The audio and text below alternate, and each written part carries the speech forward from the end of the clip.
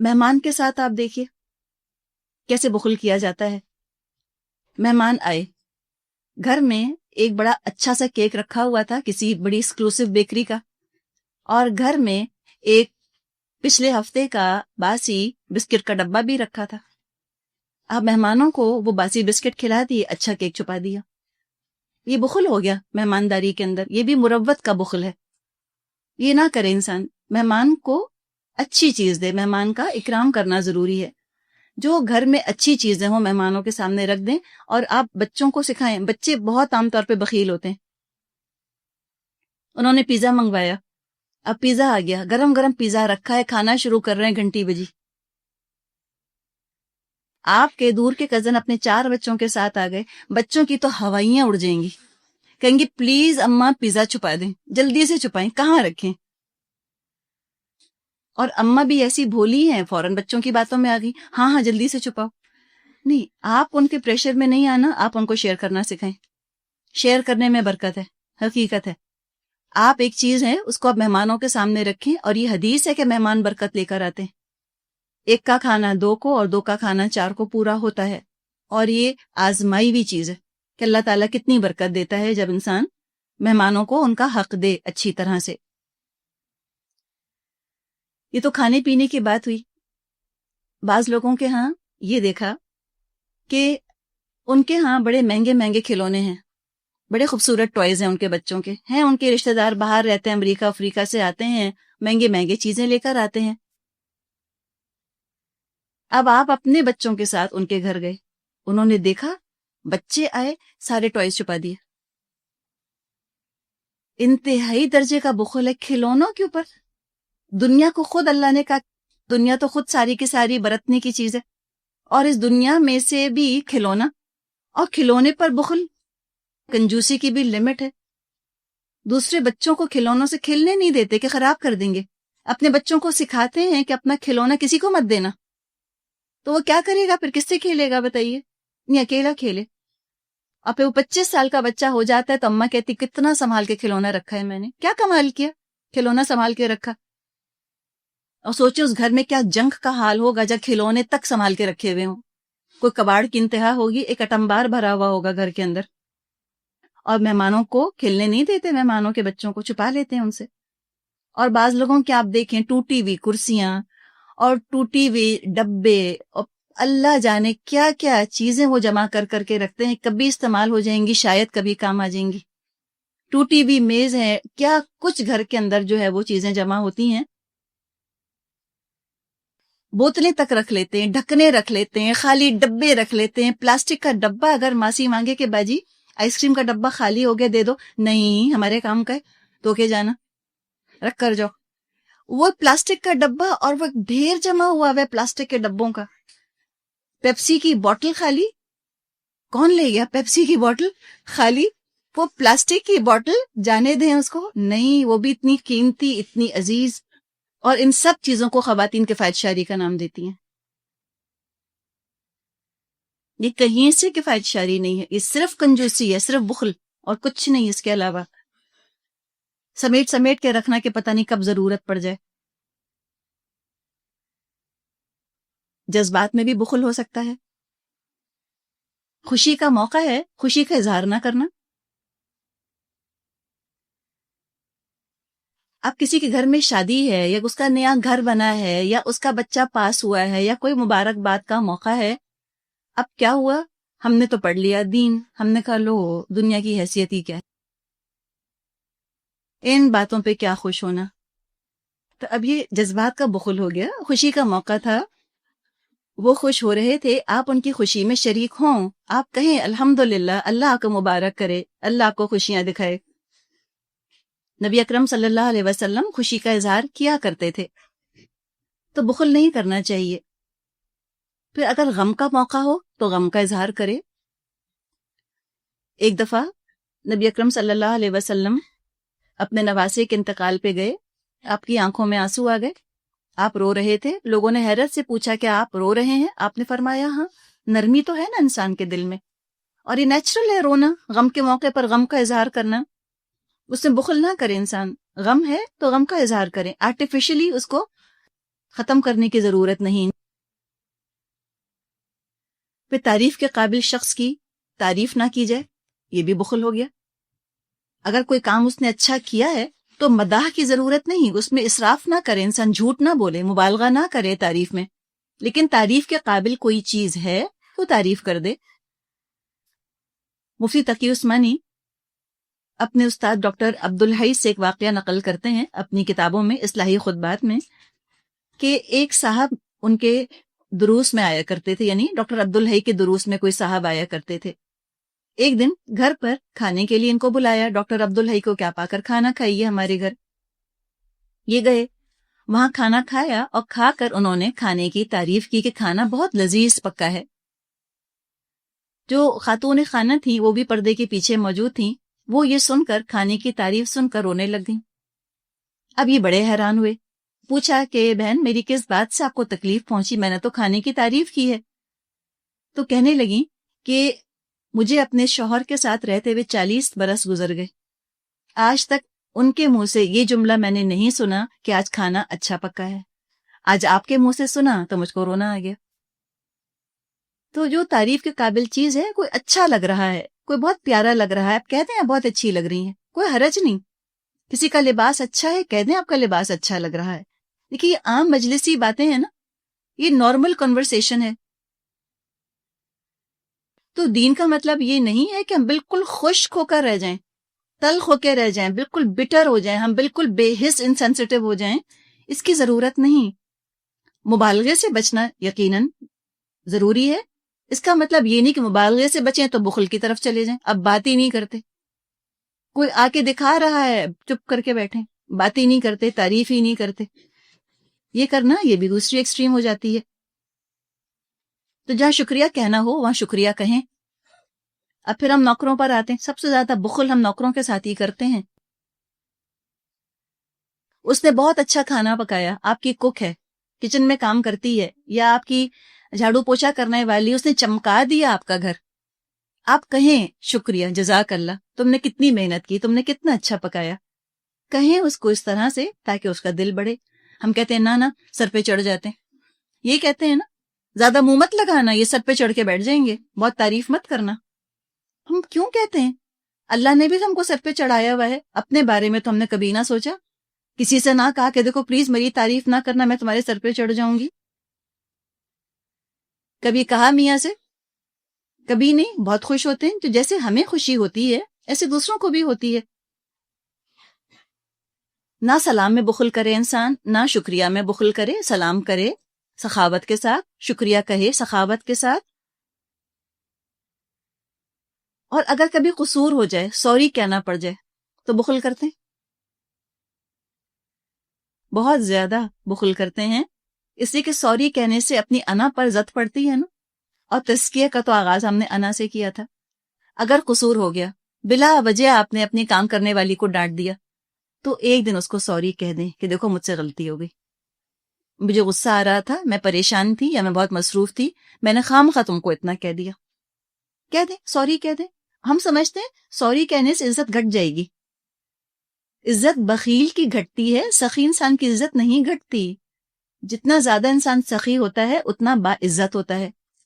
آج جب سوری کہیں گی وہ آپ کی زیادہ عزت کرے گی. بچوں کو بھی بلا وجہ بعض دفعہ ہم ڈانٹ دیتے ہیں نا، اپنا ٹینشن اپنا غصہ نکالتے ہیں، تو سوری کہہ دیں بچوں کو کہ سوری مجھ سے غلطی ہو گئی. اس میں ہوتا یہ ہے کہ ہم جب جھکتے ہیں اس طرح سے، ہم بخل چھوڑتے ہیں، تو ان کو یہ احساس ہوتا ہے کہ دیکھو بڑوں سے بھی غلطی ہو سکتی ہے اور غلطی مان لینا اچھی بات ہے. ہم جب غلطی ماننے میں بخل کرتے ہیں تو بچے یہی میسج ہم سے پک کرتے ہیں، وہ بھی غلطی نہیں مانتے، وہ بھی پھر سوری نہیں کہتے. تو بخل نہ کریں، غلطی ہو گئی کہہ دیں سوری. نگلیکٹ کیا ہے؟ یہ بھی بخل ہے، ایک طرح کا وقت کا بخل ہے. جس کام کو جتنی توجہ دینی چاہیے تھی، جس چیز پر جتنا وقت خرچ کرنا چاہیے تھا، اس چیز کو اتنا وقت نہیں دیا، اس پر اتنا وقت خرچ نہیں کیا، اس کو نگلیکٹ کیا. تو نگلیکٹ بھی ایک طرح سے بخل ہی بن جاتا ہے. تو جس چیز کا جتنا حق ہے اس کا وہ حق اس کو دے دینا چاہیے. جس کام میں جتنا وقت لگنا ہے اتنا وقت اس کو دے دیں. نبی اکرم صلی اللہ علیہ وسلم نے ایک دفعہ کسی قبیلے والوں سے پوچھا کہ بتاؤ تمہارا سردار کون ہے. انہوں نے نام بتایا اور یہ کہا کہ وہ اچھا آدمی ہے، آدمی بہت اچھا ہے لیکن بخیل ہے. آپ صلی اللہ علیہ وسلم نے فرمایا کہ بخیل سید نہیں ہو سکتا، یعنی بخیل سردار نہیں ہو سکتا، یعنی بخیل کی کوئی عزت نہیں کرے گا، وہ کہاں سے سردار بنے گا. تو انسان اس چیز سے نجات حاصل کرے. پڑوسی ہیں، بعض دفعہ وہ کوئی چیز مانگتے ہیں، کبھی کوئی مشین مانگ لی، کبھی کچھ آلو یا پیاز، چھوٹی چھوٹی چیزیں جو پڑوس میں تبادلہ ہوتا رہتا ہے جن چیزوں کا، تو وہ نہ دینا یہ بھی بخیلی ہے. سورہ معون میں آتا ہے نا، یمنعون الماعون، چھوٹی چھوٹی چیزوں کو روک لیتے ہیں، نہیں دیتے. اگر گھر میں وہ چیز موجود ہے، پڑوسی نے مانگی، نہیں دی، تو انسان ضرور ہی پڑوسی کے ساتھ یا گھر والوں کے ساتھ چیزوں کو شیئر کرے، ان چیزوں کے اندر بخل نہ کرے. اب دیکھیں یہاں تک ہمارا حال ہو جاتا ہے کہ آپ کے پرس میں جیسے کہ 100 روپے کا ایک نوٹ ہے، بالکل کڑک اچھا سا پیارا سا، اور ایک تھوڑا سا گندا سا نوٹ ہے. کوئی 100 روپے آپ سے مانگے گا، ہم کون سا دیں گے؟ 100 روپے دینے ہیں، ہم گندا ہی اس کو دیں گے نکال کر، ہم اچھا والا اپنے پاس ہی رکھیں گے. وہ بھی تو پرانا ہوگا نا. مطلب میں آپ سے کوئی گناہ ثواب کی بات نہیں کر رہی، صرف کانشیس کر رہی ہوں کہ ہم کن کن چیزوں میں بخل کر جاتے ہیں. بھئی دونوں ہی نوٹ خرچ ہونے آگے پیچھے، تو اب اچھا والا نوٹ آپ دے دیں. اور بعض دفعہ کچھ جھوٹ بھی ایسے شامل ہو جاتا ہے. اب چینج ہے آپ کے پاس، جو ہے پرس میں 5 نوٹ رکھے ہیں 100 روپے کے اچھے خاصے، اور ایک 500 کا بھی کھلا ہوا نوٹ ہے. دکاندار کہتا ہے باجی 1000 کا کھلا ہے، ہم کہتے ہیں نہیں ہمارے پاس کھلا نہیں ہے. ہم کہتے ہیں لو 5 نوٹ ہم کیوں دیں 100 کے اس کو، ہم کہتے ہیں ہمارے پاس نہیں ہے کھلا. ہوتا ہے کھلا ہمارے پاس، نہیں دیتے. یا چینج کے لیے اب اچھا خاصا دکاندار کا بل بنا، مثال کے طور پہ 200 روپے، آپ نے 1000 روپے دیے، وہ کہتے ہیں باجی کھلا ہے، ہم کہتے ہیں نہیں ہے. تو بعض دفعہ ہم بخل جو ہے ہمارا جھوٹ تک بھی چلا جاتا ہے. تو ان چیزوں کے لیے محتاط رہیں. وہ کھلا مانگ رہا ہے اس کو دے دیں، کیوں بخل کرتی ہیں؟ اس کو مشکل ہوتی ہے، پھر اس کے پاس نہیں کھلا تبھی تو وہ آپ سے کہہ رہا ہے کہ باجی کھلا دے دیجئے. یا کوئی آ کر کھلا کرواتا ہے آپ سے، آپ کھلا کر دیجئے، اس کا پیسہ جو چینج ہے وہ اس کو دے دیجئے. اور جو پیسے کا بخل کرتے ہیں وہ یہ سمجھتے ہیں کہ جو نوٹ بینک میں جمع ہیں یہ ان کی عزت کا، ان کی سیکیورٹی کا، ان کے تحفظ کا اہتمام کرنے والے ہیں یہ نوٹ. بخیل اپنی ذات پہ بھی خرچ نہیں کرتا. جو پیسوں کی ہم بات کر رہے تھے، پیسوں میں بخل کرنا، وہ اپنے آپ پر بھی نہیں خرچ کرتا. دنیا میں اس وقت کتنے ہی ہڈن ملینئرز ہیں. ملینئرز ہیں، کسی کو نہیں پتا کہ وہ ملینئر ہیں. ایک خاتون کے بارے میں آرٹیکل آیا تھا کہ ملینئر ہیں لیکن ان کا اپنا بچہ خیراتی اسپتال میں مر گیا، علاج کے لیے پیسے نہیں دیے کہ نہیں ویلفیئر والے، حکومت والے ہی دیں گے، حکومت دے گی، میں نہیں دیتی. اس درجے کا بخل یہ ہے بخیل، کنجوس انسان. عبد الدینار، پیسے کو پوجنے والا. الذی جمع مالا وعددہ، پیسہ جمع کرتا ہے، گن گن کے سینت کے رکھتا رہتا ہے، اور پیسے کو دیکھ کر اس کو خوشی ہوتی ہے کتنا جمع ہو گیا، اتنا جمع ہو گیا. خواہشات تو دور کی بات، اپنی ضروریات پر بھی خرچ نہیں کرتا. اور جو پیسہ دیکھ کر وہ خوش ہوتا ہے، یہ خوشی بھی بڑی عارضی ہے. کنجوس ہر وقت بے چین رہتا ہے، ہر وقت اس کو یہ ڈر لگتا ہے کہ کہیں کوئی مجھ سے کچھ لے نہ لے. ایک واقعہ آتا ہے، یہ امام غزالی نے واقعہ نقل کیا ہے. ایک شخص آیا کسی بزرگ کے پاس اور بہت رویا، بہت اس نے پریشانی کا اظہار کیا کہ مجھے اللہ کا واسطہ کوئی علاج بتائیے. انہوں نے پوچھا اچھا بتاؤ تکلیف کیا ہے، پریشانی کیا ہے تمہاری؟ اس نے کہا کہ میں پیسے والا ہوں، اچھا اللہ نے مجھ کو پیسہ دیا ہے، کوئی مجھ کو سامنے سے مانگنے والا آتا نظر آتا ہے، مجھے لگتا ہے میری موت آ رہی ہے، اتنا مجھ کو ڈر لگتا ہے کہ ابھی آ کے مجھ سے مانگ لے گا، اتنا مجھ کو خوف ہے پیسے سے جدا ہونے کا. تو اس پہ انہوں نے لکھا کہ صبر کے ساتھ اور مشقت کے ساتھ اس مرض کا علاج ہوگا کہ زبردستی انسان پیسے کو جدا کرے، اپنے آپ سے الگ کرے، کاٹے اپنے آپ سے، دے لوگوں کو. بلکہ ایک جو بات انہوں نے لکھی ہے، امام غزالی نے یہ بات لکھی رحمۃ اللہ علیہ، بات ذرا سمجھنے کی ہے لیکن آپ اس کانٹیکسٹ میں رکھ کر اس کو سمجھیں۔ وہ یہ کہتے ہیں کہ بخل کا کیا علاج ہے۔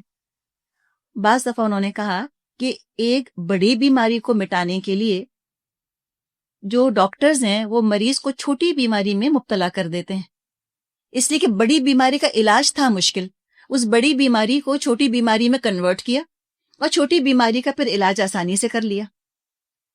تو انہوں نے کہا کہ بخیل کیا کرے، وہ لوگوں کو پیسہ دے اور یہ سوچے، اپنے آپ سے یہ کہے کہ دیکھو جب تم لوگوں میں خرچ کرو گے لوگ تمہاری عزت کریں گے، تو یہ ریاکاری ہو گئی نا۔ تو بخل کو کنورٹ کرو ریاکاری میں، یہ سوچو کہ اچھا میں خرچ کروں گا تو لوگ میری تعریف کریں گے، اور پھر ریاکاری کا علاج تو آسان ہے، پھر کہہ دو کہ میں تو اللہ کے لیے دیتا ہوں، میں تو لوگوں کے لیے نہیں دے رہا۔ تو اگر کوئی اتنا بخیل ہے کہ خرچ کرتے ہوئے اس کو اتنا ڈر لگتا ہے تو حب مال کا مریض ہے نا وہ، تو حب مال کا علاج ہے حب جاہ، عزت کی محبت پیدا کر دی جائے کہ تم خرچ کرو گے لوگ تمہاری عزت کریں گے، تم لوگوں کی ضروریات پوری کرو گے لوگ تم سے محبت کریں گے۔ یہ ہے تو ریاکاری، لیکن کیا ہوگا وقت کے ساتھ ایک دفعہ حب مال نکل گئی دل سے، حب جاہ موجود ہے تو حب جاہ پر بھی کام ہوگا، حب جاہ بھی نکل جائے گی۔ لیکن وہ جو کیفیت اس شخص نے بتائی نا کہ کوئی مانگنے والا آئے تو لگتا ہے کہ موت میری طرف بڑھ رہی ہے، کتنی تکلیف ہے اس کو۔ اب اگر اس کو یہ کہہ دیا کہ دیکھو تم اس شخص کو پیسہ دو گے تمہاری تعریف بہت کرے گا، ہو سکتا ہے کہ یہ چیز اس کو پیسہ دینے پر آمادہ کر دے۔ تو بہرحال یہ امام غزالی رحمۃ اللہ علیہ کا واقعہ ہے جو کہ آپ کے سامنے رکھا گیا، یہ ان کا بتایا ہوا علاج ہے۔ ہوتا کیا ہے کہ جو بخیل ہوتا ہے نا کوئی اس کی عزت نہیں کرتا، اسے کوئی پسند نہیں کرتا، وہ نہ مہمان نوازی کر سکتا ہے، مہمان آتے ہیں تو اس کا دل رکنے لگ جاتا ہے کہ اچھا مہمان آئیں گے اب خرچ ہوگا، کسی کے گھر مہمان بن کر جاتا ہے تو اس کا دل دکھا رہتا ہے کہ اچھا اب میں تحفے لے کے جاؤں، میں اتنا ٹکٹ لے کے جاؤں، تو کوئی چیز اس کو خوشی نہیں دیتی، نہ دینا چاہتا ہے، نہ وہ کہیں خرچ کرنا چاہتا ہے، نہ کسی کے آنے سے خوشی ہوتی ہے اس کو، نہ کسی کو دے کر اس کو خوشی ہوتی ہے، تو غم میں مبتلا رہتا ہے۔ تو پیسہ کہاں کھلاتا ہے انسان کو، پیسہ نہیں خوش کرتا، وہ پیسوں ہی کو لے کر بیٹھا رہتا ہے، خوشی آتی ہی نہیں اس کی زندگی کے اندر، اس لیے کہ خوشی تو خریدی جانے والی چیز ہے ایک طرح سے، پیسہ خرچ کر کے بھی انسان کو خوشی ملتی ہے، دوسروں کو دے کر یا اپنی ضروریات کو پورا کر کے تو انسان یہ کام کرے۔ اور بخیل اگر کوئی چیز خرید کر لے بھی آتا ہے تو اس کو وہ چیز اتنی پیاری ہوتی ہے، اتنا سنبھال کے سینت کے رکھتے ہیں کہ استعمال کی نوبت ہی نہیں آتی، پھر وہ چیز پڑی رہ جاتی ہے، تو کوئی نعمت اس کو خوشی نہیں دیتی، ہر چیز بلکہ ٹینشن کا سبب بن جاتی ہے۔ ان دونوں کے درمیان یہ جو ہم نے باتیں کی اسراف کے بارے میں اور بخل کے بارے میں، ان کے درمیان ہے اعتدال، انسان عدل کا رویہ رکھے، مناسب رویہ۔ قرآن میں آتا ہے، سورہ فرقان ہے آیت 29، والذین اذا انفقوا لم یسرفوا ولم یقتروا وکان بین ذلک قواما، کہ نیک لوگ وہ ہوتے ہیں جو جب خرچ کرتے ہیں تو نہ اسراف کرتے ہیں اور نہ بالکل ہی کنجوس ہو جاتے ہیں، بلکہ وکان بین ذلک قواما، وہ بیچ میں رہتے ہیں، بیچ بیچ کا راستہ اختیار کرتے ہیں۔ سورہ بنی اسرائیل ہے کہ وَلَا تَجْعَلْ يَدَكَ مَغْلُولَةً إِلَىٰ عُنُقِكَ وَلَا تَبْسُطْهَا كُلَّ الْبَسْطِ فَتَقْعُدَ مَلُومًا مَحْسُورًا، کہ اپنا ہاتھ گلے سے نہ باندھ لے، یہ محاورہ ہے، بالکل ہی ٹائٹ فسٹڈ مت ہو جاؤ، بخیل بھی مت ہو جاؤ کہ تم اپنے ہاتھ بند کر کے گردن سے باندھ لو، وَلَا تَبْسُطْهَا كُلَّ الْبَسْطِ، نہ یہ کرو گے بالکل ہی کھلا ہاتھ کر لو کہ سبھی لٹا دیا تم نے، یہ کرو گے تو خود ہی نقصان اٹھاؤ گے۔ ایک دعا بھی آتی ہے نبی اکرم صلی اللہ علیہ وسلم کی، انی اعوذ بک من البخل والجبن، اللہ میں تیری پناہ حاصل کرتا ہوں کنجوسی سے اور جبن سے یعنی بزدلی سے۔ وَأَسْأَلُكَ الْقَسْطَ فِي الْغِنَى وَالْفَقْرِ، یہ تو دعا آتی ہے، یہ نسائی میں طویل دعا ہے، اس کا حصہ ہے کہ اللہ مجھ کو تو درمیانہ روی کی توفیق عطا فرما، میں غنی ہوں جب بھی اور فقیر ہوں جب بھی۔ تو یہ چند باتیں ہیں جو کہ بخل پر ہم نے کی۔ اب بخل اگر کرنا ہی ہے تو گناہوں میں بخل کرے انسان، بخیل ہو جائے، بالکل گناہ میں اپنا ایک پیسہ بھی نہ لگائے، ایک سیکنڈ بھی نہ لگائے۔ اب کیا کوئی شخص ایسا ہو سکتا ہے جو بیک وقت بخیل بھی ہو اور مسرف بھی ہو؟ کیا یہ ممکن ہے؟ کس طرح سے ممکن ہوگا؟ دوسروں کے ساتھ بخیل، اپنے ساتھ مسرف، اپنے لیے تو ہزاروں بھی خرچ کر دیں گے، لاکھوں بھی خرچ کر دیں گے، اور کسی دوسرے کو تحفہ دینا ہو یا صدقہ دینا ہو یا زکوٰۃ دینی ہو یا ضرورت پوری کرنی ہو تو انتہائی کنجوس، گھٹیا سے گھٹیا چیز، یا کوشش کرتے ہیں نہ ہی دینا پڑے۔ تو اپنے لیے سادگی اور دوسروں کے لیے سخاوت، یہ بہت اچھی چیز ہے، اس کو اختیار کرے، اس لیے کہ دوسروں کے لیے بخیل، اپنے لیے مسرف، یہ انسان کو ہلاک کرنے والی چیز ہے۔ بہتر ہے اپنے ساتھ سادگی اختیار کی جائے اور دوسروں کے ساتھ سخاوت کا معاملہ، ان کی توقع سے زیادہ ان کو دے دیا جائے۔ نبی اکرم صلی اللہ علیہ وسلم کے بارے میں آتا ہے انتہائی سخی تھے، جواد، آپ ہوا کی طرح سخی تھے، ایسے آپ دیا کرتے تھے لوگوں کو جیسے کہ آپ کو فقر کا کوئی اندیشہ ہی نہیں۔ ایک دفعہ ایک مکے والے کو، ان کا نام اس وقت یاد نہیں آ رہا، وہ اسلام لانا چاہ رہے تھے لیکن مسلمان نہیں ہوئے تھے، یہ شاید غزوہ حنین کے بعد کی بات ہے۔ نبی اکرم صلی اللہ علیہ وسلم کے ساتھ وہ صاحب کھڑے ہوئے تھے، سامنے وادی تھی جو کہ بھری ہوئی تھی مویشی سے۔ نبی اکرم صلی اللہ علیہ وسلم نے اس شخص کو دیکھ کر کہا تجھ کو یہ وادی اچھی لگ رہی ہے؟ اس نے کہا ہاں۔ آپ نے کہا یہ ساری وادی تیری، سارا اس کو دے دیا۔ اس نے کہا یہ تو ایسے خرچ کرتے ہیں جیسے ان کو کبھی فقر کا اندیشہ ہی نہ ہو۔ ایک واقعہ آتا ہے کہ کسی صحابیہ نے آپ کو کھیرا یا کوئی سبزی بھیجی کسی پلیٹ میں رکھ کے، آپ نے جب وہ پلیٹ لوٹائی تو اس کے اندر سونے کے سکے تھے، جو تھا آپ نے وہی دے دیا، آیا ہوگا کہیں سے۔ اب تصور کریں نا، یہ ہے سخاوت۔ ہم تو سبزی بھی ناپ تول کر دیں کہ اچھا اتنی کی ویلیو لگ رہی ہے، تو کسی نے سبزی دی تو آپ نے اس طرح اس کو اشرفیاں لوٹا دی، یہ آپ کی سخاوت کا حال تھا، اس طرح آپ دیا کرتے تھے۔ تو سخی بننے کی ضرورت ہے، ذخیرہ مت کریں چیزوں کا، ذخیرہ انسان کو پریشان کر دیتا ہے۔ جتنی الماریاں ہلکی ہوں گی اتنی آپ خوش ہوں گی انشاءاللہ۔ اچھا، ایک تم نے بات کی نا بخیل اور مسرف، کیا کوئی غریب اور مسرف ہو سکتا ہے؟ یہ غریب بھی ہے اور مسرف بھی ہے، یہ کون ہوں گے؟ یہ غربت بھی ہے اور اسراف کی عادت ہے، یہ چور ہوں گے، پھر یہ ضرور چوریاں کریں گے، اس لیے کہ اپنے پاس تو پیسہ نہیں، دوسرے کے پاس سے لے لیا، چرا لیا۔ یا اگر چور نہیں ہوں گے تو کثرت سے سوال کرنے والے ہوں گے، مانگے جائیں گے، یہ بھی دے دو، وہ بھی دے دو، وہ بھی دے دو۔ اسراف کے اندر فرمائشوں کا اسراف بھی ہم کو یاد رکھنا چاہیے۔ بعض لوگ اتنا اسراف کرتے ہیں فرمائشوں کے اندر، ان کی فرمائشیں لامتناہی ہوتی ہیں۔ اب باہر سے لوگ آ رہے ہوتے ہیں، وہ پوچھتے ہیں آپ کو کچھ چاہیے؟ ہم کہا ہاں بالکل چاہیے، شیمپو سے لے کر، جوتے سے لے کر، کریم سے لے کر، بچوں کے سردیوں کے کپڑوں سے لے کر، میاں کا جوتا، ساری لسٹ ان کو دے دی۔ زیادتی کی نا۔ سب سے اچھی کیا چیز ہے؟ انسان غنی ہو جائے۔ غنی کون ہے؟ غنی جس کو کہ تمنا نہ ہو چیزوں کی، آپ کہیں کچھ نہیں چاہیے، سب سے اچھا یہ ہے۔ مت اتنی لمبی لمبی فرمائشیں کریں، ان کو بھی تکلیف میں ڈالتے ہیں اور خود بھی پریشان ہوتے ہیں۔ کثرت کے ساتھ فرمائشیں کرنے والا وہی کثرت کے ساتھ سوال کرنے والا ہوتا ہے۔ بعض لوگوں کو عادت ہوتی ہے یہ میں لے لوں، وہ میں لے لوں، میں یہ چیز لے لوں، مجھ کو یہ چاہیے، ہر وقت وہ سوال کرتے رہتے ہیں۔ تو اگر اتنی ہی ضرورت ہے تو خود کیوں نہیں خرید لیتے؟ شوق تو بہت ہوتا ہے، اب شوق بھی ہے چیزوں کا، بخیل بھی ہیں، تو دوسروں سے فرمائشیں کرتے ہیں تم یہ لے آؤ، پھر کہتے ہیں پتہ ہے امریکہ میں یہ سستا بہت ہے نا۔ یہ وجہ نہیں تھی، سستا ہو یا مہنگا خرچہ تو دوسرے کا ہو رہا ہے نا، پاکستان میں بھی وہ چیز موجود ہے، لیکن کیسے خریدیں؟ اپنا پیسہ خرچ کرنا پڑے گا۔ تو کہہ دیا تم سعودی عربیہ سے آ رہے ہو تم لے آؤ، تم امریکہ سے آ رہے ہو تم لے آؤ، تم انگلینڈ سے آ رہے ہو تم لے آؤ، وہاں سب سستا بہت ہے۔ حالانکہ سستا ہے کچھ وہاں پر، کہیں کچھ بھی سستا نہیں، اور جو کسٹم کی پابندیاں ہیں، مشکلات ہیں، اب جو آ رہا ہے پہلے وہ ٹکٹ پہ خرچ کر رہا ہے، پھر وہ آپ کی ساری فرمائشیں سوٹ کیس کے اندر بھرے، اس کے بعد کسٹم میں پکڑا جائے، پھر وہاں پہ اوور ویٹ پہ وہ پیسے دے، تو مشکل ہے نا، دوسروں کو مشکل میں ڈال دیتے ہیں ہم. اور آپ دیکھیں یہ ہمارے یہاں رواج بہت زیادہ ہے اس ایریے کے اندر. ہم بڑے ہیوی ٹریولرز کیوں ہیں؟ اس لیے کہ فرمائشیں بہت ہوتی ہیں لوگوں کی. فرمائشیں کم کر دیں، بیچارہ آنے والا ہلکا پھلکا آئے گا. کون سی چیز دنیا کی ہے جو یہاں نہیں ملتی؟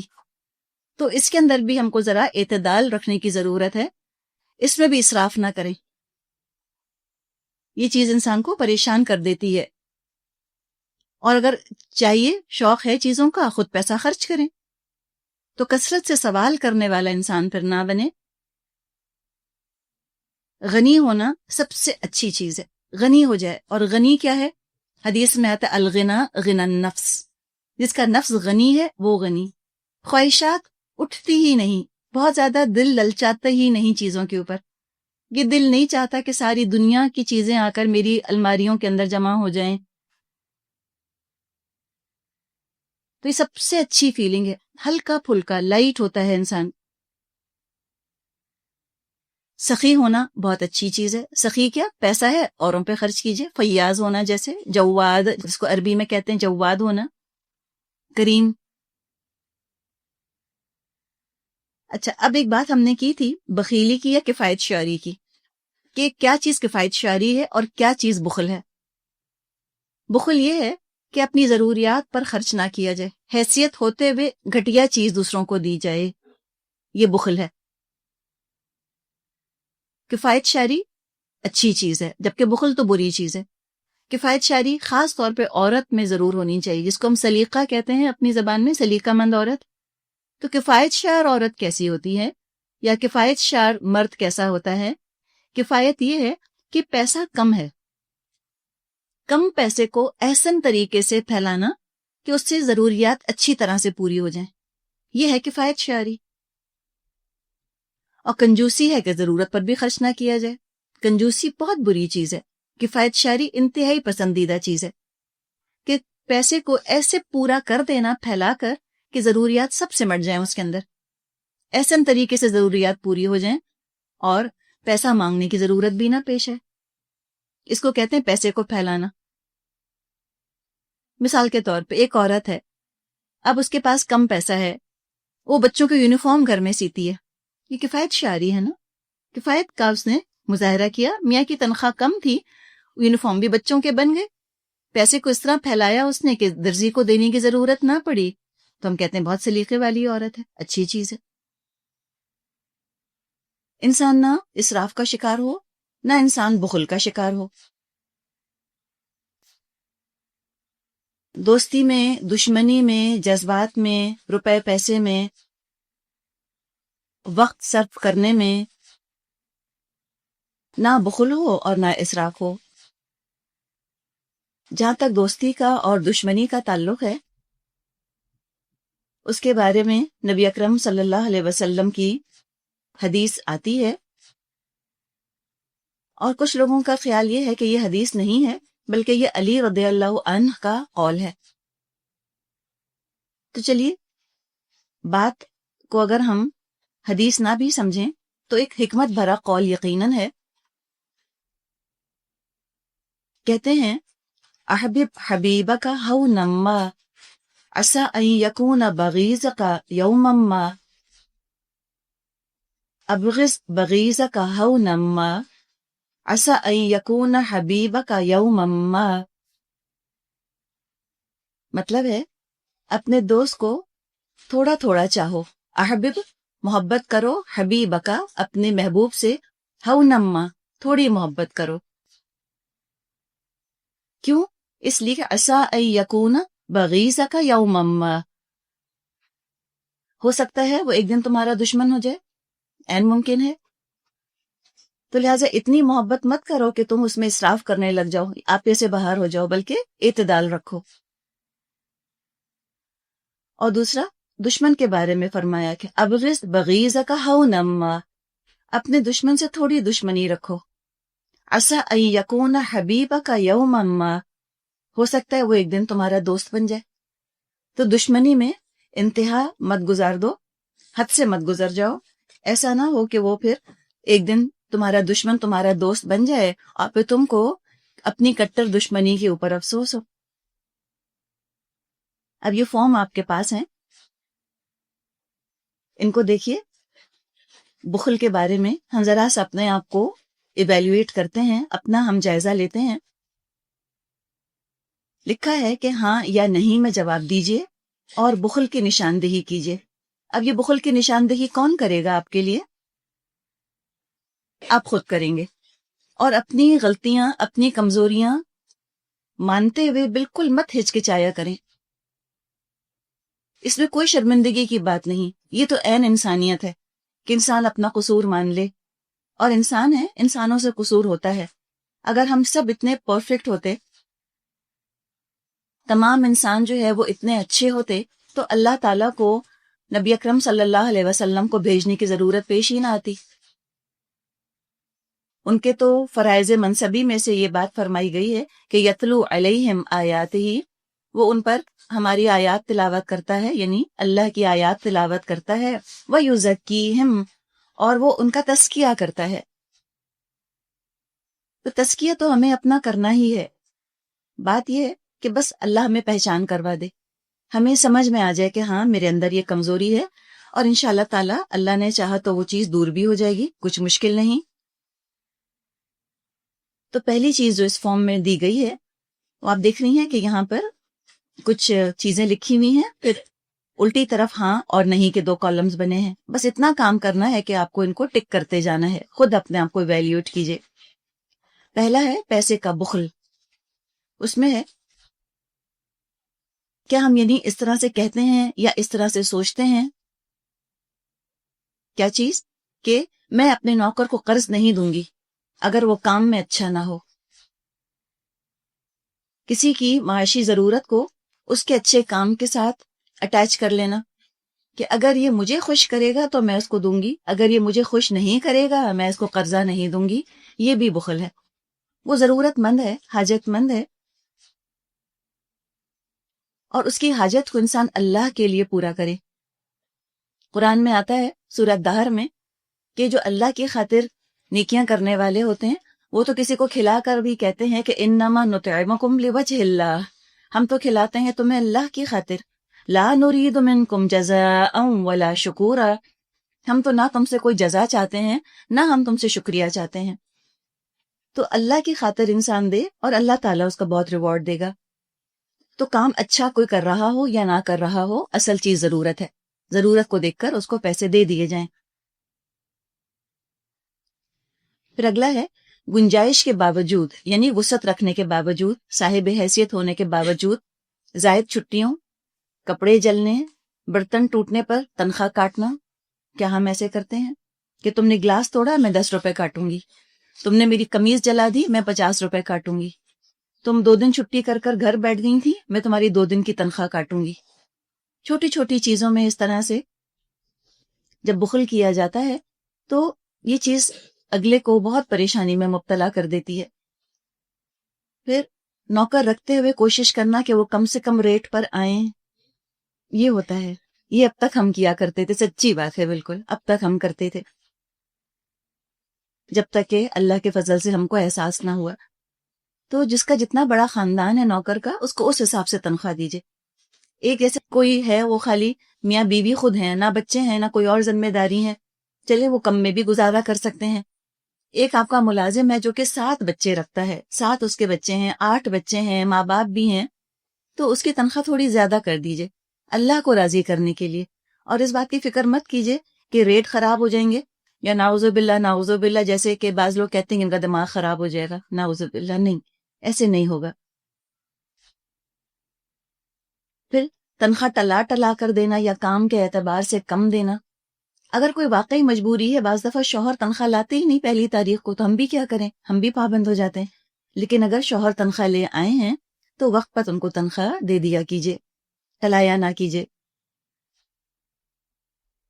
اگلا ہے ملازم پر کوئی ضرورت آن پڑی ہے لیکن پہلی تاریخ کو ایڈوانس کاٹنا ضروری ہے ورنہ ملازم بگڑ جائیں گے۔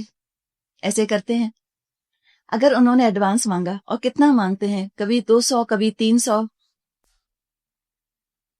اگر آپ کو اللہ نے حیثیت والا بنایا ہے تو جو ایڈوانس انہوں نے مانگا اس کو مت کاٹیے، جانے دیجیے، صدقہ کر دیجیے ان کے اوپر، اور تنخواہ ان کو پوری دے دیجیے.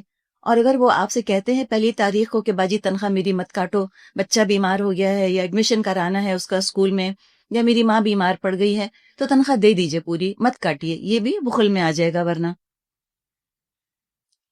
اگلا ہے، ہر کھانے کی چیز سے ملازموں کو کچھ حصہ دیتی ہوں یا باسی کھانا دیتی ہوں. مرادے کیا صرف باسی کھانا دیتے ہیں ہم اپنے ملازموں کو، یا تازہ کھانا بھی ان کو دیتے ہیں؟ تو دینا چاہیے، تازہ کھانا، اچھا کھانا بھی ان کو دینا چاہیے، اس میں بخل نہ کرے. اگلا ہے، میں بارگیننگ میں اچھی ہوں، خوب اچھا چکاتی ہوں، اکثر سبزی والے سے 5-10 بچا لیتی ہوں. یہ ہوتا ہے. اب آپ دیکھیے کہ باہر کے ملکوں سے اگر ہم کمپیئر کریں، باہر کے ممالک میں رواج یہ ہے کہ جو ان کی پاورٹی لائن سے نیچے والی کلاس ہے، جو ان کا غریب طبقہ ہے، وہ یہ چاہتے ہیں کہ ان کی اپ لفٹ ہو جائے، کسی طرح یہ اونچے ہو جائیں اور یہ غربت کی سطح سے باہر آ جائیں. جب لوگ غربت کی سطح سے باہر آتے ہیں تو ان کے پاس پھر پیسہ ہوتا ہے جو کہ وہ اپنی پسند کی چیزیں خرید سکتے ہیں، تو ملک کی اکانومی، ملک کی معیشت اس سے بہتر ہوتی ہے. اب اگر ہم چھوٹی چھوٹی چیزوں میں چکائیں گے اتنے غریب لوگوں سے، تو وہ تو کبھی غربت سے نجات پا نہ سکیں گے، اور اس طرح ہمارا ملک جو ہے وہ متاثر ہو رہا ہے. تو یہ سوچئے کہ ہم ایک مڈل کلاس بنانے کی کوشش کر رہے ہیں. آپ نے فورڈ کا نام سنا ہوگا، جس نے سب سے پہلے گاڑیاں بنائی تھیں. جب اس نے اپنی انڈسٹری لگائی، جب اس نے اپنی فیکٹری لگائی گاڑیاں بنانے کی، تو اس نے اپنے ملازمین کو بہت زیادہ تنخواہیں دیں. جو عام ریٹ تھا اس زمانے کا، اس سے زیادہ تنخواہیں دیں. تو لوگوں نے پوچھا اس سے، فورڈ سے، کہ تم اتنی تنخواہیں کیوں دے رہے ہو ان کو؟ اس نے جواب دیا، یہی کل میری گاڑیاں خریدیں گے. انیبل کرنا کسی کو، کہ میں ان کو اس قابل کرنا چاہتا ہوں کہ پھر یہ جو ہیں وہ کل کو انڈسٹری کو چلائیں، یعنی خریدنے والے بنے، بائنگ پاور ان کے پاس ہو. اس کو کہتے ہیں مڈل کلاس کریٹ کرنا. جس معاشرے کی مڈل کلاس زیادہ ہوتی ہے، وہ معاشرہ جو ہے وہ معاشی طور پہ اکنامکلی اچھا ہوتا ہے، اسٹیبل ہوتا ہے. تو ہمیں بھی کوشش یہ کرنی چاہیے کہ ہم اپنے ملازمین کو، اپنے ماتحتوں کو اتنا دے دیں کہ پھر وہ جا کے بازار سے اپنی مرضی کی کچھ چیزیں بھی خرید سکیں. ایک تو ذہنی طور پہ بھی پرسکون ہوں گے، اور انشاءاللہ ملک کی معیشت کے لیے بھی یہ چیز بہتر ہوگی. پھر اگلا ہے، پچھلے سال کے سوٹ دیتے وقت دوپٹہ رکھ لینا کیونکہ اس کا رنگ خراب نہیں ہوا. کیا یہ کرتے ہیں؟ کچھ ہاں نہ ملا جلا جواب آ رہا ہے آپ کی طرف سے. اگر اب تک کرتے تھے تو مت کریں. دراصل ہم اپنی بعض دفعہ بیٹیوں کے لیے رکھتے ہیں نا، اولاد بھی بڑا کنجوس کر دیتی ہے انسان کو، سچی بات ہے. اور خاص طور پہ جو بیٹیوں والی مائیں ہوتی ہیں وہ تھوڑی بہت کنجوس ہوئی جاتی ہیں. کل کو ان کی شادیاں ہوں گی، کل کو یہ بڑی ہوں گی تو پہنیں گی، پھر جب وہ بڑی ہوتی ہیں فیشن بدل چکا ہوتا ہے. وہ کہتی ہیں اماں یہ اتنا اولڈ فیشن، یہ ہم نہیں پہنتے. انسان کہتا ہے لو ہم نے اتنا سنبھال کے تمہارے لیے رکھا اور تم کو پسند نہیں آ رہا. تو آپ یہ سوچیں کہ آج آپ کسی کی ضرورت پوری کر دیں، کل انشاءاللہ بچوں کی شادی کا یا ان کی ضرورت کا وقت آئے گا، اللہ آپ کی ضرورت پوری کرے گا، اللہ آپ کو محروم نہیں کرے گا انشاءاللہ تعالی. اگلا ہے، بچوں کو سمجھانا کہ اسکول میں کسی کے ساتھ شیئر مت کرنا، مت دینا کسی کو، پینسل مت دینا کسی کو، یا ٹوائز. اسکول کے علاوہ گھر کا بھی سوچ لیجئے، کھلونے چھپا دینا بچوں کے، یا مہمان اگر آتے ہیں تو مہمانوں کو کچھ نہ دینا، یہ سب چیزیں بھی اس میں آئیں گی. پھر اگلا ہے، پیسہ، وقت، صلاحیت ہوتے ہوئے بھی دین کے راستے میں نہ لگانا. اس کے بارے میں سورہ محمد کی آیت ہے کہ وَمَن يَبْخَلْ فَإِنَّمَا يَبْخُلُ عَلَى نَفْسِهِ. جو بخل کرتا ہے وہ تو اپنی ذات سے بخل کرتا ہے. اللہ تو تمہارے ہی لیے جمع کرے گا، تمہیں ہی دے گا، اللہ کو تو ضرورت نہیں ہے. اسی میں آگے آتا ہے کہ اللہ الغنی وانتم الفقراء. اللہ غنی ہے، تم ہو فقیر. تمہیں ضرورت ہے انویسٹمنٹ کرنے کی تو اللہ کے نام پر ضرور ضرور دو، وقت دو، پیسہ دو، صلاحیت لگاؤ. پھر دوسرا موضوع ہے جذبات میں بخل، miserliness in emotions. اس میں کیا میں اپنے بچوں کو حق کرتی ہوں؟ کیا میں اپنے بچوں کو اپنے سے چمٹا کر پیار کرتی ہوں؟ بعض دفعہ ہمیں خیال آتا ہے کہ بچوں کو ہم پیار کریں گے، ہم کہتے ہیں نا بہت پچر پچر نہیں کرو. سنا ہے آپ نے یہ لفظ؟ یہ کہا جاتا ہے کہ بہت پچ پچ نہیں کیا کرو، بچوں کو خراب ہو جائیں گے. اور اس میں پھر طریقہ یہ نکالا کہ جب غصہ آتا ہے تو بھی ڈانٹتے ہیں، جب محبت ہوتی ہے تو بھی ڈانٹتے ہیں. اور کہتے ہیں کہ یہ ہمارا پیار کا طریقہ ہے. تو یہ کرنے کی ضرورت نہیں، بلکہ بچوں کو ضرور آپ بتائیے کہ آپ کو ان سے محبت ہے. یہ جملہ سننا سب کو اچھا لگتا ہے. اگر آپ کو اپنی ماں سے محبت ہے تو کہیے اپنی ماں سے. اگر آپ کو اپنے شوہر سے محبت ہے تو کہیے اپنے شوہر سے کہ مجھے آپ سے محبت ہے. ہم کہیں گے لوگ ایسی بے شرمی کی بات ہے. اس میں کون سی بے شرمی کی بات ہے؟ ثواب ملے گا آپ کو. ضرور کہیے. پہلے بٹھا دیجیے گا ان کو. ایسا نہ ہو کہ بیچارے حیران پریشان ہو جائیں کہ آج بیگم کو کیا ہو گیا. اور اپنے بچوں کو بھی بتائیے کہ مجھے تم سے محبت ہے. تم لوگ جاتے ہو تو تم مجھ کو یاد آتے ہو. ہم کہتے ہیں لو اسپوائل ہو جائیں گے، سر چڑھ جائیں گے. ہم اسی فکر میں گھلے چلے جاتے ہیں، کون سر چڑھ رہا ہے، کون اسپوائل ہو رہا ہے. محبت کے اظہار سے جو کہ اسراف میں نہ ہو جائے. اب یہ نہ ہو کہ اٹھتے بیٹھتے چوما چاٹی ہو رہی ہے بچوں کے ساتھ، اٹھتے بیٹھتے ان کے قصیدے پڑھے جا رہے ہیں. یہ بھی کرنے کی ضرورت نہیں. ایک دن میں ایک دفعہ یا 2-3 دن میں ایک دفعہ یا ہفتے میں ایک دفعہ تو ہم یہ کہہ سکتے ہیں اپنے بچوں سے نا. تو محبت کا اظہار ضروری ہے، کہنا چاہیے. ہمیں خود کتنا اچھا لگتا ہے سننا. آپ کا شوہر آپ سے کہے کہ مجھے تم سے بہت محبت ہے، وہ 1000 دفعہ بھی جملہ دہرائے تو آپ کے کانوں میں تو موسیقی ہی بجے گی، اچھا ہی لگے گا. آپ یہ نہیں کہیں گے بھائی سن لیا نا کتنی دفعہ کہو گے، یہ تو ہم نہیں کہیں گے. یا بچے آ کر کہتے ہیں کہ اماں آپ ہمیں بہت اچھی لگتی ہیں، آپ ہم کو بہت یاد آتی ہیں. ہر دفعہ انسان کا دل جو ہے وہ کھل جاتا ہے، خوش ہو جاتا ہے. تو محبت کے جذبات کا اظہار یہ زندگی کو خوشگوار بنا دیتا ہے، پلیزنٹ بنا دیتا ہے. نبی اکرم صلی اللہ علیہ وسلم نے کسی شخص سے پوچھا کہ تم کو کیا فلاں سے محبت ہے؟ ایسی کچھ مضمون یعنی بتا رہی ہوں آپ کو حدیث کا. اس شخص نے کہا کہ ہاں مجھے اس سے محبت ہے. تو آپ نے فرمایا کہ تو جا کر اس سے کہہ کہ تجھے اس سے محبت ہے. یعنی اس کو بتاؤ تم جا کر کہ تم اس سے محبت کرتے ہو. اس میں کیا ہوتا ہے کہ جذبات کے اظہار میں تعلقات سنورتے ہیں، بہتر ہوتے ہیں. اور کبھی اگر تعلقات میں بگاڑ یا خرابی آتی ہے تو وہ جو ہم نے محبت کا اظہار کیا ہوتا ہے وہ اس برے حالات، برے وقت میں وہ چیز کام آ جاتی ہے. پھر اگلا ہے جن سے محبت ہے ان سے بآسانی محبت کا اظہار کر پاتی ہوں. کر سکتے ہیں ہم یہ؟ آسانی سے محبت کا اظہار کر دیتے ہیں. کرنا چاہیے، اس میں کوئی تکلف کی ضرورت نہیں. دعوت کے بعد نوکروں کو مسکرا کر شکریہ کہہ پاتی ہوں. کہنا چاہیے. اچھا جہاں نوکروں کی ہم نے بات کی وہاں پر آپ مرد ملازموں کا خاص خیال رکھیں. دیکھیے ہر چیز کی ایک حکمت ہوتی ہے نا. جہاں تک خواتین ملازم ہیں آپ کے گھر میں، آپ ان کو مسکرا کر کہہ سکتی ہیں، آپ ان کو حق کر سکتی ہیں، آپ پیٹھ پہ تھپ تھپا سکتی ہیں کہ بھئی تم نے بہت اچھا کام کیا.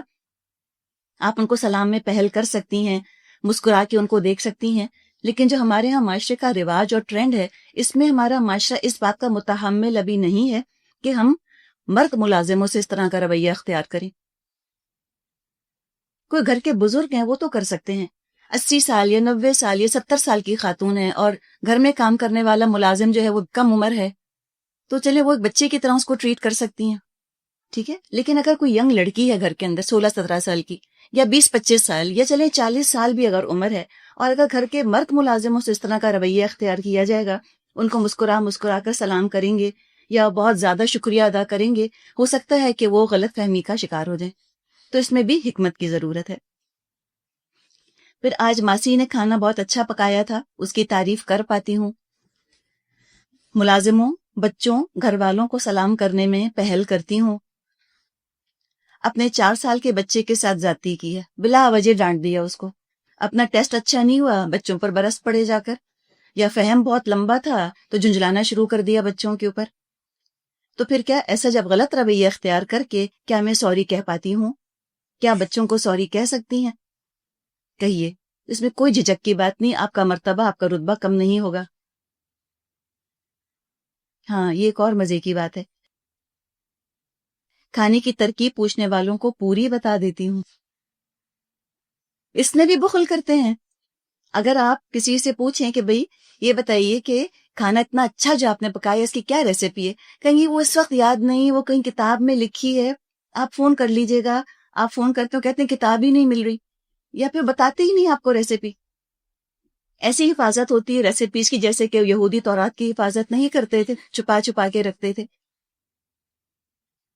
بعض لوگوں کا طریقہ یہی دوسری چیزوں کے بارے میں ہوتا ہے. لباس بہت اچھا پہنا ہے، آپ پوچھیں کس درزی سے سلواتی ہیں، پتہ ہی نہیں بتائیں گے. اچھا ریسیپیز بعض دفعہ لوگ بتاتے ہیں، اس میں سب سے اہم چیز نہیں بتاتے. آپ پکاتے ہیں، ہم کہتے ہیں ویسے ہی نہیں پکی، پتہ نہیں کیا ہو گیا. وہ ایک چیز جو ہے اس میں سے انہوں نے نہ بتائی. یہ بھی بخل ہے، علم کا بخل ہے. جو نافع علم ہے کسی دوسرے کو بتا دیجئے، کوئی حرج نہیں. دیگر بخل، گھر والوں کو مناسب وقت دے پاتی ہوں، مثلا شوہر، والدین، بچے. بچوں کے دوست آنے والے ہیں، انہیں تاکید کرنا کہ فلاں مہنگے کھلونے اور چاکلیٹس کا ذکر مت کرنا. ابھی پھپھو آئی ہیں، چاکلیٹ لائی ہیں، مت بتانا کسی کو. یہ نہیں کرنا چاہیے. اب اس کا علاج کیا ہے؟ کیور یہ ہے کہ اپنے آپ کو یاد دہانی کرانا کہ رزق اللہ نے قسمت میں لکھ دیا ہے، جس کی قسمت کا جو ہے اس کو مل کے رہے گا. سادگی اور بخل دو الگ رویے ہیں. سادگی اپنے لیے ہوتی ہے. جب اللہ ہمیں گن کر نہیں دیتا، نہ ہی ہمارے حق کے مطابق، تو ہم بھی وہی کریں. کسی نے کسی بزرگ سے پوچھا کہ میں دینا تو چاہتا ہوں اللہ کی راہ میں، لیکن مستحق اور غیر مستحق کا فرق نہیں کر سکتا، تو میں کیا کروں؟ انہوں نے جواب دیا، اس کو بھی دے جو مستحق ہے اور اس کو بھی دے جو مستحق نہیں، اس لیے کہ اللہ تجھ کو وہ بھی دیتا ہے تو جس کا مستحق ہے، اور اللہ تجھ کو وہ بھی دیتا ہے تو جس کا مستحق نہیں. جو تم ڈیزرو کرتے وہ بھی اللہ دیتا ہے، جو ڈیزرو نہیں کرتے وہ بھی اللہ دیتا ہے. تو بہت زیادہ ناپ تول کرنے کی ضرورت نہیں. حدیث میں آتا ہے کہ ایک فرشتہ اترتا ہے اور وہ کہتا ہے کہ اللہ جو تیری راہ میں خرچ کرتا ہے اس کو اور دے. اور ایک اور فرشتہ اترتا ہے، وہ کہتا ہے اللہ جو روک روک کر رکھے اس کا مال برباد کر دے، اس کا مال ہلاک کر دے. قرآن میں ہم نے پڑھا ہے نا کہ جو تم خرچ کرتے ہو اللہ اس کے پیچھے اور لے آتا ہے. کسی کو کمی نہیں ہوتی. ہم کتنے جوڑے دے چکے ہیں، ہمیں کوئی کمی ہوئی کپڑوں کی؟ ہم کھانا دے چکے ہیں، ہمیں کوئی کمی ہوئی کھانے کی؟ تو یہ برکت لفظ بڑی چیز ہے، اور بخل کے ساتھ برکت نہیں آتی. فیاضی کے ساتھ، سخاوت کے ساتھ، جنراسٹی کے ساتھ برکت آتی ہے. دیتے وقت سوچیں کہ شاید میں زندگی میں آخری بار دے رہی ہوں. یہ بھی سوچ سکتے ہیں ہم کہ پتہ نہیں پھر دینے کی نوبت آئے نہ آئے. غریب، سائل، محروم کو دیتے وقت اپنے اوپر احسان سمجھیے کہ اللہ نے ہمیں دینے والا بنایا ہے اور یہ بھی ہماری آزمائش ہے. اور دعا کریں کہ اللہ ہم کو دینے والا رکھے ہمیشہ، اللہ مانگنے والا نہ بنائے. حدیث میں آتا ہے کہ اوپر والا ہاتھ نیچے والے ہاتھ سے بہتر ہے. اب یہ ہے آپ کا ٹیسٹ، ایسے ٹیسٹ اگلا. انشاءاللہ آج گھر جا کر اپنی کوئی پسندیدہ چیز دیجیے. ایسی خاموشی ہے، سب سوچنے لگ گئے کہ اللہ اب میں وہ دے دوں، وہ تو اتنی پسند ہے مجھ کو. آپ دے کر دیکھیے، اللہ کے لیے جب آپ دیں گی تو اس چیز کی محبت آپ کے دل سے نکل جائے گی. اور اتنا اچھا ہوتا ہے جب دنیا کی محبت نکل جاتی ہے. اللہ کو شعوری طور پر محسوس کرتے ہوئے دیجیے. حدیث میں مضمون آتا ہے نا کہ اللہ کہے گا ایک بندے سے قیامت کے دن کہ اے میرے بندے، میں بھوکا تھا، میں ننگا تھا، تو نے مجھے کپڑا نہیں دیا، تو نے کھانا نہیں دیا. یعنی مضمون آپ کو بتایا جا رہا ہے حدیث کا. تو بندہ کہے گا اللہ تو اس چیز سے بہت ماورا ہے کہ تجھ کو عریانی لاحق ہو یا تجھ کو بھوک لگے. تو اللہ فرمائے گا وہ جو تیرے سامنے مانگنے والا آیا تھا وہ میں ہی تھا، میرا ہی ہاتھ تھا، وہ میرے ہی نام پر مانگ رہا تھا. یعنی تو مانگنے والے کو جب دے تو انسان سوچ لے کہ اللہ کے ہاتھ پہ رکھ رہے ہیں. حدیث میں یہ مضمون بھی آتا ہے کہ مانگنے والے کے ہاتھ کے اوپر اللہ کا ہاتھ ہوتا ہے. تو انسان ضرور یہ اچھی چیز اللہ کے ہاتھ پہ رکھے اور اللہ سے اعتدال اور سخاوت کی انسان دعا مانگے. دعا تو ہم کر سکتے ہیں نا، دعا سے شروعات کیجئے. دعا ہے رب ہب لی حکما والحقنی بالصالحین. ایک اور دعا ہے جو بخاری میں آتی ہے، اللہم انی اعوذ بک من البخل واعوذ بک من الجبن واعوذ بک ان ارد الى ارذل العمر وَأَعُوذُ بِكَ مِن فِتْنَةِ الدُّنْيَا وَأَعُوذُ بِكَ مِن عَذَابِ الْقَبْرِ۔ اللہ تعالیٰ ہماری ان دعاؤں کو قبول فرمائے۔ تو یہ چند چیزیں تھیں جو کہ ہم نے بخل کے حوالے سے جن کے بارے میں بات کی۔ تو اللہ تعالیٰ سے دعا ہے کہ اللہ تعالیٰ ہم کو بخل کی عادت سے بچا لے، نہ ہم شریعت میں بخل کریں، نہ مروت میں بخل کریں، نہ جذبات میں ہم بخل کریں، اور نہ لوگوں کے ساتھ تعلقات نبھانے میں۔ والآخر دعوانا ان الحمد للہ رب العالمین، سبحانک اللہم و بحمدک، نشہد ان لا الہ الا انت، نستغفرک و نتوب الیک۔ السلام علیکم ورحمۃ اللہ وبرکاتہ۔